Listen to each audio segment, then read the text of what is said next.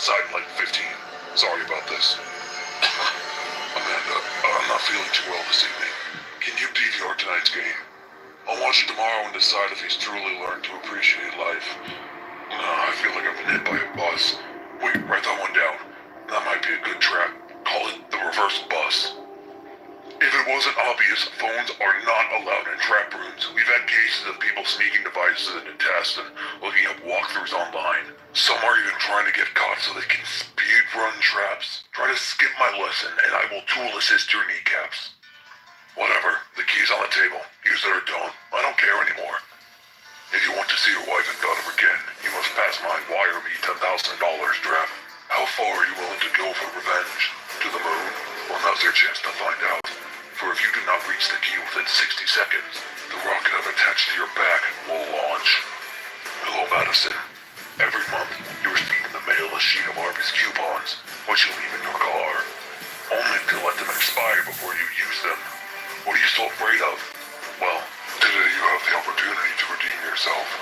Unlike the 3-for-1 offers you wasted, if you leave this room before the trial is over, the collar around your neck will detonate, killing not only you, but your chances of ever experiencing the Toys R Us exclusive Xbox game, Sneakers.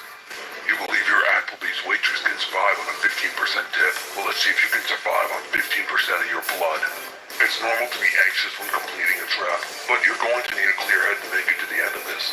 I've prepared a list of breathing exercises that my therapist has recommended for me. If you wish to survive, you do well to follow them. You say you love your son, but you won't let him have friends over after 10. And you say you can't have Mountain Dew, even on the weekend? You won't even let him watch R-rated movies. Why do you only care about your son when I've placed him in a dryer full of needles? Congratulations on escaping the needle box. For your next game, whoa, are you like, okay, thinking about it? Are you sure? I can get you like a glass of water or something. Amanda, can you please stop posting the office reaction gifs in the Apprentice group chat every time Hoffman says something? You're really making things unnecessarily hostile. I will be honest.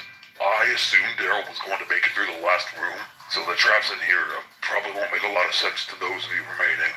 He was involved in an insurance fraud thing. It's like, God, it would be so much easier to explain if he was here. Are you fucking sorry? What's shaking bacon? Do you like this? No, this isn't a trap. This is just a cool thing I made. I don't know. You like it, though? Hello, Haley. Hello, Jigsaw. How are you? Oh, well, good, fine, thank you. Anywho, hello, AJ.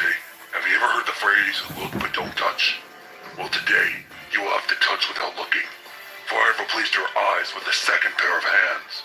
Hello, Melinda. Before you is... I see the trap already went off. Okay, human nature is quite resilient. If you break a man's arm, you hobble him, and he can't use it. But if you teach a man to break his own arm, then he can open any door that has some sort of mechanism where your arm needs to be broken.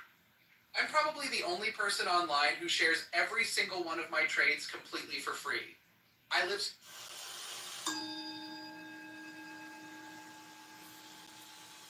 Nan-in, a Japanese master during the Meiji era, received a university professor who came to inquire about Zen. Nan-in served tea. He poured his visitor's cup full, then kept on pouring. The professor watched the overflow until he no longer could restrain himself. It is overfull, no more will go in. Like this cup, Nan-in said, you are full of your own opinions and speculations. How can I show you Zen unless you first empty your cup? Gudo was the emperor's teacher of his time. Nevertheless, he used to travel alone as a wandering mendicant. Once when he was on his way to Edo, the cultural and political center of the shogunate, he approached a little village named Takenaka. It was evening and a heavy rain was falling. Gudo was thoroughly wet. His straw sandals were in pieces. At a farmhouse near the village, he noticed 4 or 5 pairs of sandals in the window and decided to buy some dry ones. The woman who offered him the sandals, seeing how wet he was, invited him to remain for the night in her home. Gudo accepted, thanking her. He entered and recited a sutra before the family shrine. He then was introduced to the woman's mother and to her children. Observing that the entire family was depressed, Gudo asked what was wrong. My husband is a gambler and a drunkard, the housewife told him.